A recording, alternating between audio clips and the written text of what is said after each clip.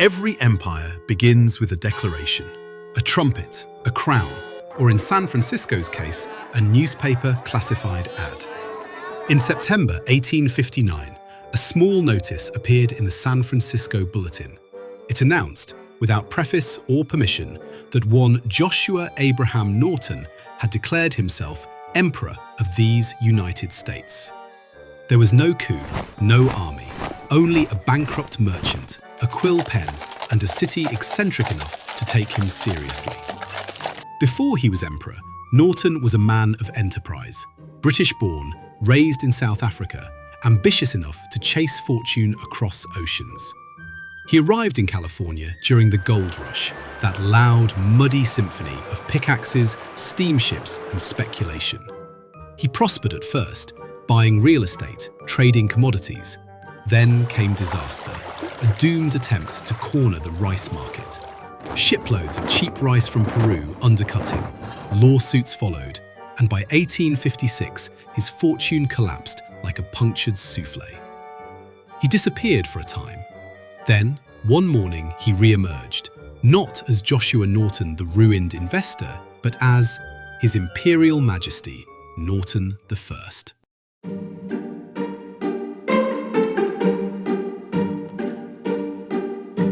San Francisco didn't quite know whether to laugh, salute, or pour him a drink. The newspapers, ever hungry for novelty, printed his proclamation as a jest. Yet somewhere between mockery and affection, a social contract was born. He would rule, and the city would play along.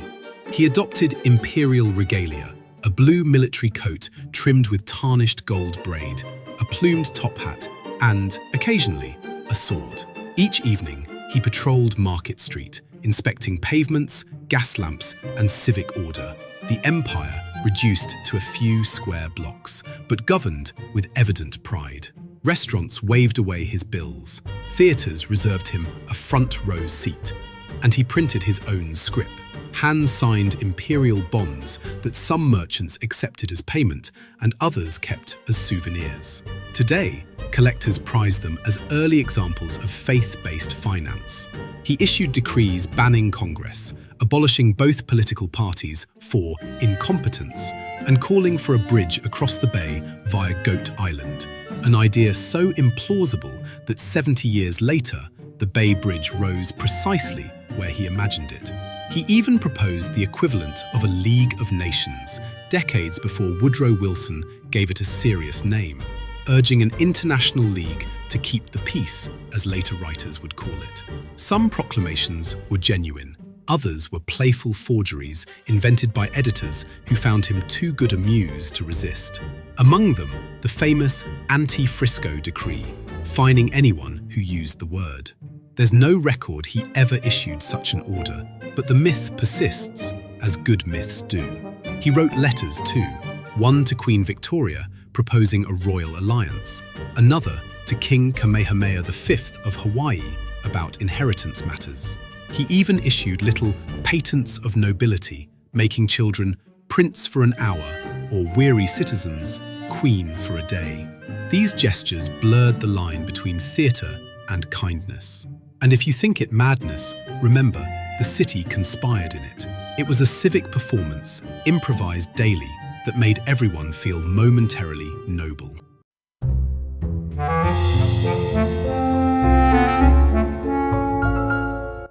His companions became legends in their own right, two street dogs named Bummer and Lazarus.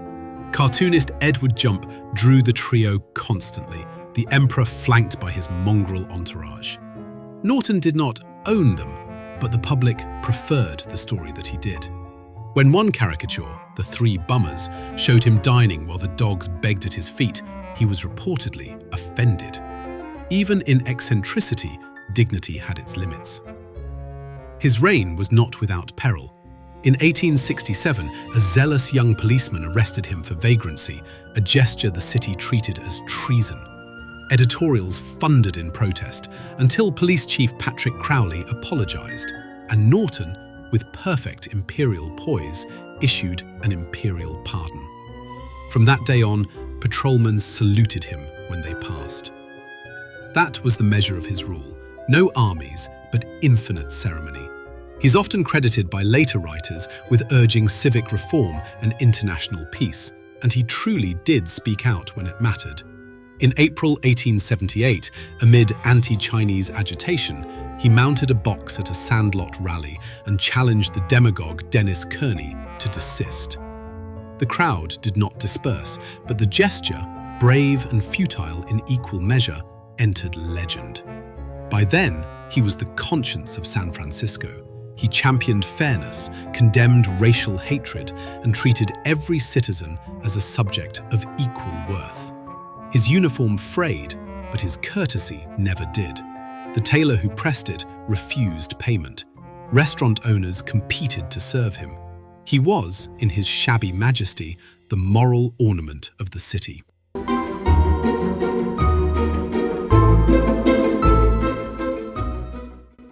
He grew older, slower, still seen inspecting building works or peering through shop windows, issuing advice no one requested, but everyone enjoyed.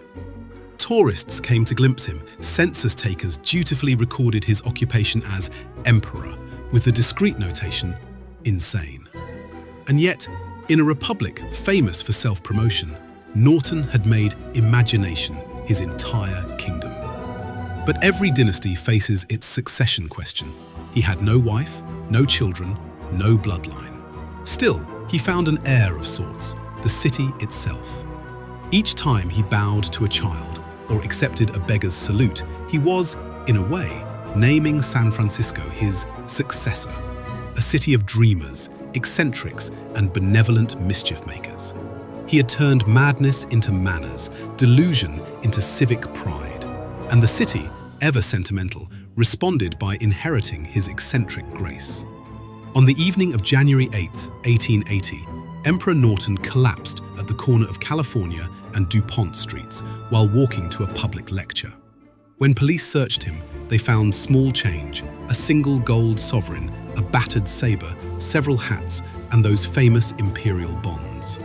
Also among his papers, telegrams allegedly from European royalty, one from the Tsar, congratulating his supposed engagement to Queen Victoria. It was too late, and for the first time, San Francisco felt a silence too large for one man to leave behind. The coroner prepared a pauper's burial. The city would not allow it. A businessman's club purchased a rosewood coffin. About 10,000 citizens filed past to pay their respects. The procession itself modest, the affection immense. Le roi est mort, wrote the chronicle. The king is dead, and for once, no one laughed. Among his effects was a final, unsent proclamation, calling for unity among nations, equality among races, and kindness between neighbors. The handwriting trembled, but the sentiment was steady. He left no crown, no fortune, no heirs. But he left behind a city convinced that eccentricity was not a weakness, but a civic hallmark.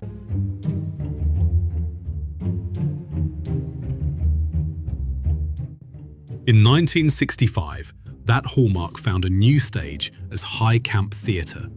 Jose Sadia, San Francisco's first openly gay political candidate, crowned himself the Widow Norton. He claimed that since the emperor left no heirs, the throne belonged to anyone with enough imagination to claim it and enough heart to serve it. To support this new royalty, Sadia founded the imperial court system, a network of charitable monarchs who, each year, still lay flowers on the emperor's grave. The dynasty had found its heir, but maybe not the heir the original 19th century Emperor Norton would have envisioned. The legend has never faded. Campaigners still urge that the Yerba Buena tunnel of the Bay Bridge be renamed in his honor, the bridge he first imagined. In 2023, the city affixed the title Emperor Norton Place to the 600 block of Commercial Street, outside the boarding house where he once held court. His face appears on beer labels, murals, and museum placards. The Emperor Norton Trust republishes his decrees online, keeping his benevolent misrule alive in the digital age. And so the story ends where it began, with a simple declaration that anyone, however penniless, may yet be noble if they only dare to imagine themselves so. Dedicated to the dreamers and to His Majesty, who made imagination a form